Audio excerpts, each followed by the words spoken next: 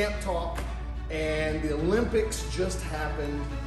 It was exciting, to be honest. It was one of the most beautiful displays of karate on a world-class level. It was great. The kata was absolutely gorgeous. Our American Ariel Torres brought back the bronze medal. So proud of him. The women were amazing watching their kata. And then the kumite, or the fighting, started. And it was also gorgeous. Some of the guys that Caleb and I have watched that are heroes to us in point fighting, Rafael Agayev and Tom Scott. And we had another American, Brian Ear, who was there. He did great. The kata, I forgot to mention Sakura Kokomai. She was amazing. Everything was great until the last fight of the heavyweights. The heavyweight men, the over 75 kilos, and these guys are monsters. They're super tall. 75 kilos is not a ton, but these guys are tall and they're very agile, and everything was great.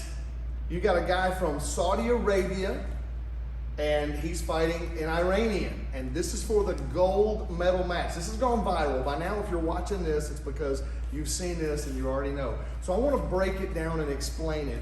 And you can go back and actually find footage of it from different angles. I've seen the footage from different angles, and I've watched it in slow motion, and I want to give you my assessment of what happened and what should have happened. It was absolutely a terrible call. They disqualified the Saudi, who was up on points. He had scored early, and he had 4 points plus what's called Senshu. Senshu is an advantage. You see a little S, and Senshu means that in the event that they have a tie at the end, he wins. They don't have to fight off to see who wins the tie, because if you score uncontested in the first minute and it's clean, the first one to do that gets the superior Senshu advantage. So he had that. He was actually fighting very carefully, very intelligently, and he wasn't trying to be overly aggressive because he was up 4-0. And then the Iranians scored 1 point with what's called a yuko, which is a strike with a punch, and it was still 4-1. Now that is a significant lead, because the maximum score in karate is a 3-point score. That's called an ippon. So the most the other guy could do is match his score, and he still has Senshu advantage. And they're being very stingy in the Olympics. There was a lot of things that I thought could have been scores, should have been scores, and they weren't. They were just being extremely stingy. Okay, that's my opinion. Now, here's what happened. So as they're here and they're coming into the last few seconds, as the Iranian, Sensei Caleb here is going to be the Iranian, and I'm going to be the Saudi who's up, because it's my video. And so what happened was, as he came in to try to score a punch, he ducked down like this. At the same time, the Saudi leans back and hits what some thought was, mistakenly, they thought it was a side kick, but it was because it was just that fast. It was just bang. He actually threw a roundhouse kick, a mawashigiri, and he threw it right there on the cheek. Perfect placement, to which the Iranian falls back, falls down. The Saudi at this point knows what he's done. The flags, if you go back and watch, you see the flags immediately go up, signaling 3-point score ippon.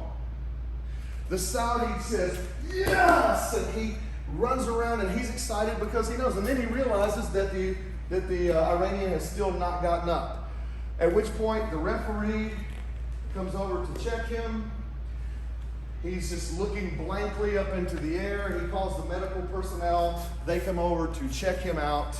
And go ahead and get up. And at this point, they carry him off. Now some time goes by. I actually watched it live stream.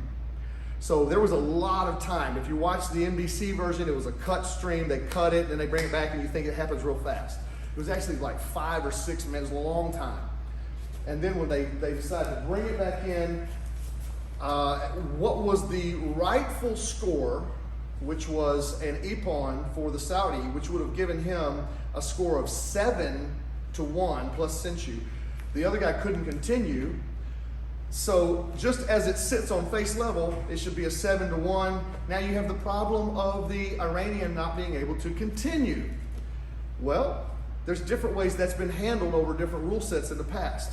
And in one of those ways, and in some organizations, they'll just start counting. They'll count to 10, kind of like in boxing. If you're not up on the line and ready to go by 10, you're counted out. It's a win by forfeiture. Now, what happened was these referees called a little conference, and the 5 of them, the 4 corner judges and the 1 referee, center ref, they got together and they had a little conference. And I guess they just decided that they would give the highest level warning that you can, which means a bout disqualification. It's not disqualified from the whole Olympics, but just from the bout, and they award the catch or winner to the Iranian. So the guy's in the back who's waking up and finds out that he was awarded, he didn't win a gold medal, he was awarded a gold medal, and the Saudi was awarded a silver medal even though he won. Now let me explain to you why that was, I think, the wrong call.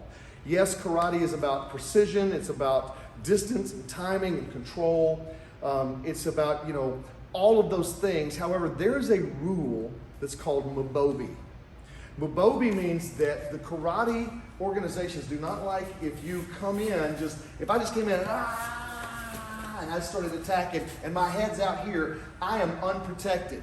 If he just throws a jab that would have stopped here perfectly, skin touch, and been a score, but if I come into him and it knocks all my teeth out, that's actually my fault, not his.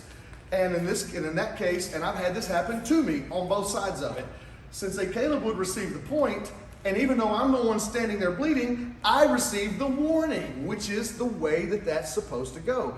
So because of the Iranian gentleman ducking down, unprotected, his head, let's turn this way so they can see.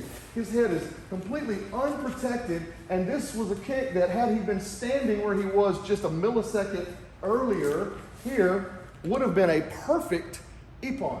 But because he basically ducked into it, bang, hit him here, they decided to rule excessive contact.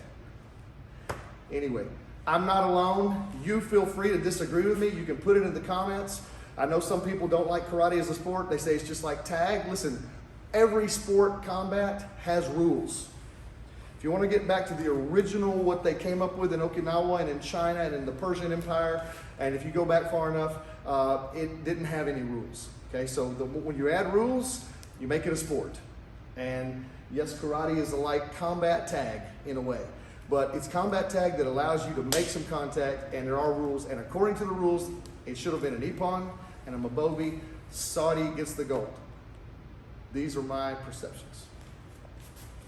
Us?